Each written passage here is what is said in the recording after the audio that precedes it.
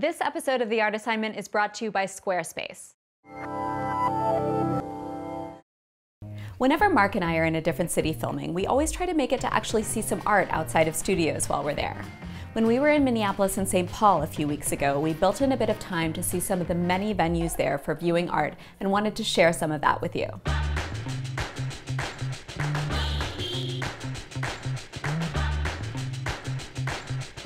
It was a glorious fall day, and sometimes that means museum attendance is thin.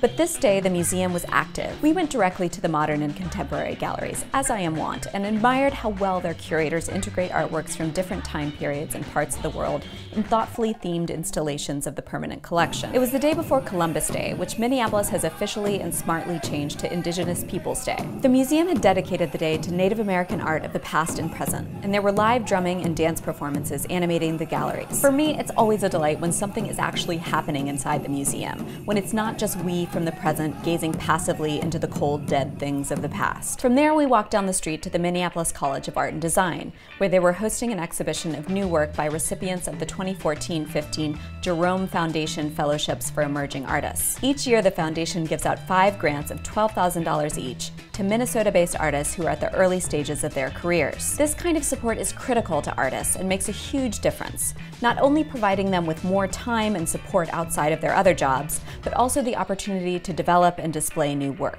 We then made a stop at Sioux Visual Art and saw an exhibition that displayed artworks from various private collections around the Twin Cities. It was an eclectic show, but it should be, showing the diverse collecting habits of people around town. It also shows us that you don't necessarily need megabucks to collect art.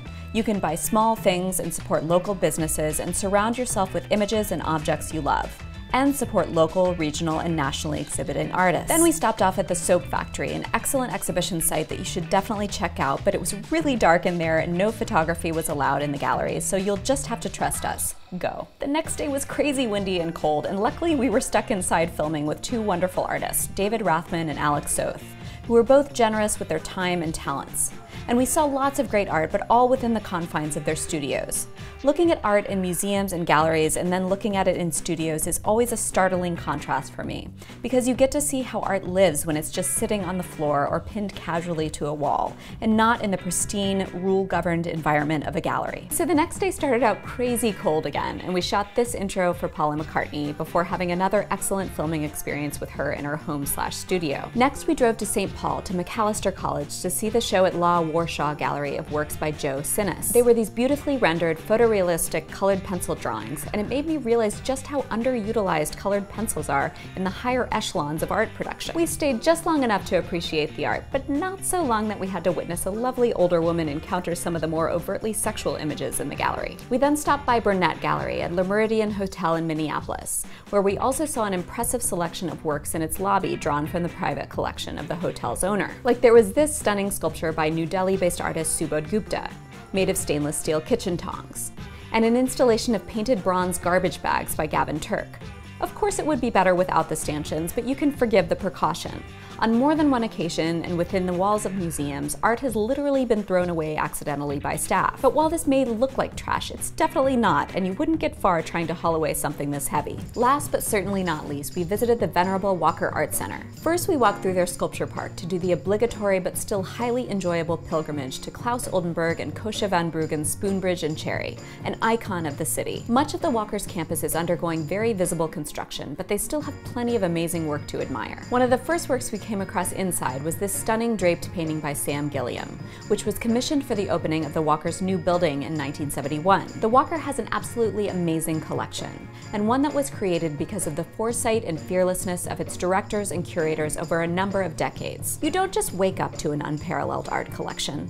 It takes consistent investment in younger, experimental artists, supporting their work and making bets on their futures. The vision of this institution's leaders have left it with a rich, multidisciplinary, and diverse collection, and one that is an absolute jewel in this city. As our time in the Twin Cities progressed, I began to get a picture of the cities as a really healthy ecosystem for art. For this to happen, you need good schools to educate younger artists and attract successful working artists as faculty. You need a decent number of commercial galleries that give opportunities for area artists to show and sell their work, and for residents to buy that art. You need foundations foundations to fund fellowships to support emerging and established artists. You need different levels of exhibition sites, fun and experimental places like the Soap Factory, established and innovative places like the Walker, and an excellent encyclopedic museum like the Minneapolis Institute of Art to show art from the present in the context of art from the past. And we didn't even come close to seeing everything we should have. There are definitely more great places than we were able to visit in a couple days. And that's what I consider cultural success in a city this size. Too many choices.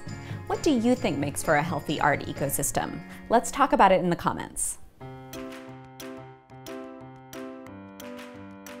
This episode of The Art Assignment is brought to you by Squarespace. Squarespace is an easy way to create a website, blog, or online store for you and your ideas. Squarespace features a user-friendly interface, custom templates, and 24/7 customer support.